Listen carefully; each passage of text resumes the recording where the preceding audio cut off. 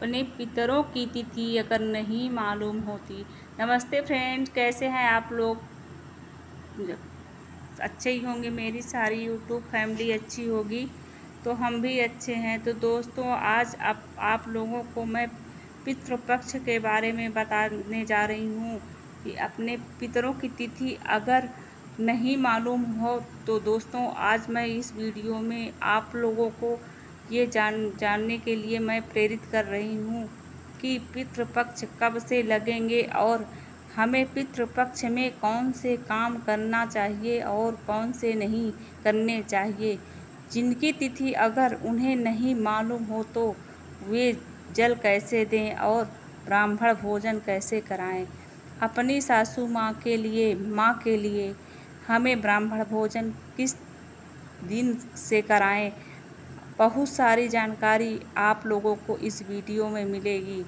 इससे पहले अगर आपने चैनल को सब्सक्राइब नहीं किया है तो प्लीज़ सब्सक्राइब कर लें, बेल आइकन ज़रूर प्रेस कर लें जिससे सबसे पहले नोटिफिकेशन आप लोगों के पास पहुँचे।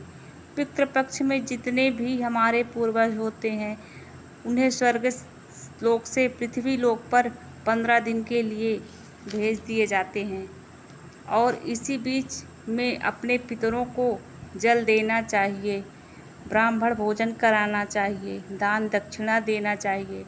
इससे हमारे पितृ खुश होते हैं और हमें आशीर्वाद देते हैं। इसलिए वे धरती पर आते हैं, देखते हैं कि उनके लिए धरती पर क्या किया जा रहा है और हमारे पितृ हमसे खुश रहते हैं तो हमारे जीवन में सुख शांति बनी रहती है, किसी प्रकार का कष्ट नहीं मिलता। और अगर हमारे पितर हमसे नाराज़ रहते हैं तो हमारे घर में हर कुछ भरा हुआ रहता है लेकिन घर में खुशी नहीं रहती। इसलिए हम पितर को खुश करके ही रखना चाहिए। और आप अपने पूर्वजों को हम पूर्णिमा के दिन से ही जल देते हैं। जिस दिन उनकी तिथि होती है उसी दिन से उनको भोग दिया जाता है, ब्राह्मण भोजन कराया जाता है और इसी बीच हमें प्रतिदिन तिलांजलि देना चाहिए। काला तिल के साथ हमें जल ज़रूर देना चाहिए और हाथ में कुशा ज़रूर पहनिए। बिना कुशा के जल देना शुभ नहीं होता।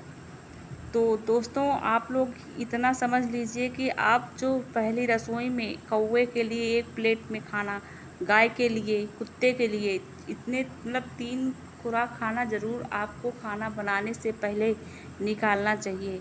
और इसी बीच में हमें कोई नया काम भी नहीं करना चाहिए, जैसे गृह प्रवेश है, कोई गाड़ी वगैरह खरीदना है, घर का निर्माण कराना है, कुछ भी हमें नहीं करना चाहिए।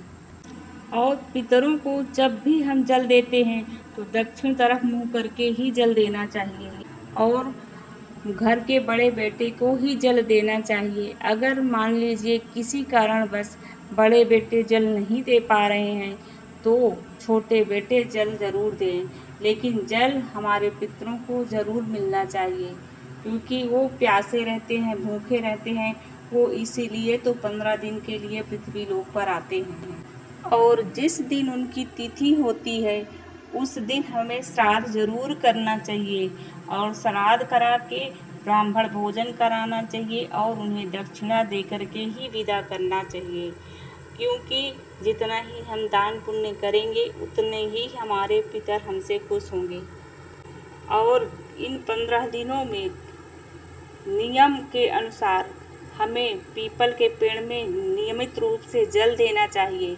सिर्फ रविवार को छोड़ करके नहीं, प्रतिदिन 15 दिन लगातार हमें जल देना चाहिए और 15 दिनों तक हमें दक्षिण मुख करके दक्षिण दिशा तरफ एक दिया जरूर जलानी चाहिए।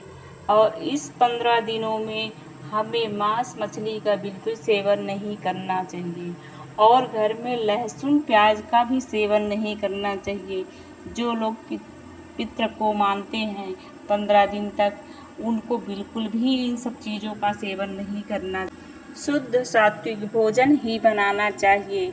और यही हम अपने पितर के नाम से जो गाय और कौवे और कुत्तों के लिए निकालते हैं, इसीलिए वो हमारे जितने हम गाय को खिलाते हैं, कुत्ते को खिलाते हैं और कौवे को खिलाते हैं, वो हमारे पितर उतने ही प्रसन्न होते हैं।